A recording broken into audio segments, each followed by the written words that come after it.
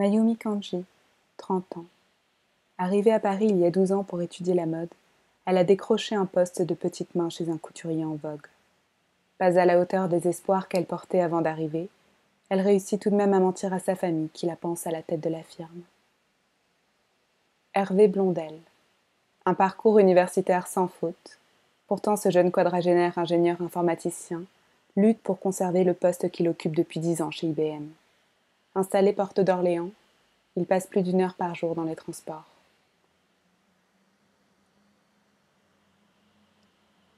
Florian Bardon, 25 ans, originaire du Cambodge, a été adopté à l'âge de 4 ans par une famille de Normands. Depuis 3 ans, il fit le parfait amour avec Hugo, de 12 ans son aîné, qu'il a rencontré alors qu'il était son élève dans une école de design. Gustav Fölstroh. Finlandais.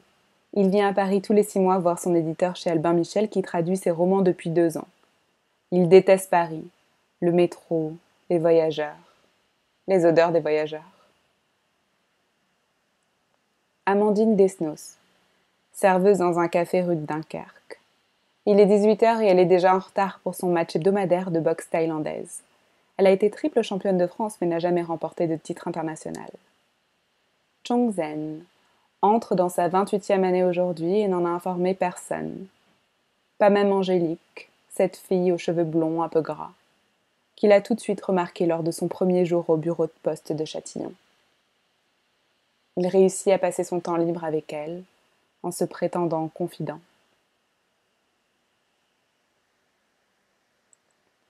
Marie-Lise Faure.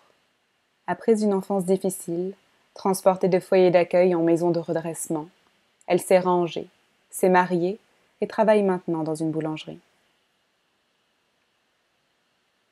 Jamena Mori vient rendre visite à sa sœur Zawan. Pendant les heures de travail de sa sœur, elle parcourt la capitale à la recherche d'acheteurs potentiels de mobilier sénégalais.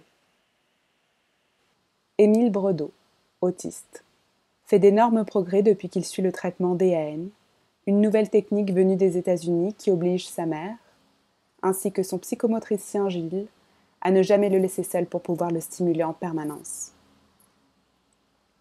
Jeanne. Arrivée en métropole il y a plus de 20 ans, elle n'a jamais souhaité en repartir. Elle y a ouvert un restaurant dans le 17e arrondissement qu'elle n'ouvre que 3 soirs par semaine. Victor Zegrard, 18 ans. Emménage dans un studio sur le boulevard Saint-Germain à quelques centaines de mètres de l'école de commerce qu'il vient d'intégrer. Issu d'une famille catholique très pratiquante, Victor n'a jamais été croyant et rêvé de son émancipation depuis toujours. Isabelle, 21 ans, danseuse à l'Opéra de Paris.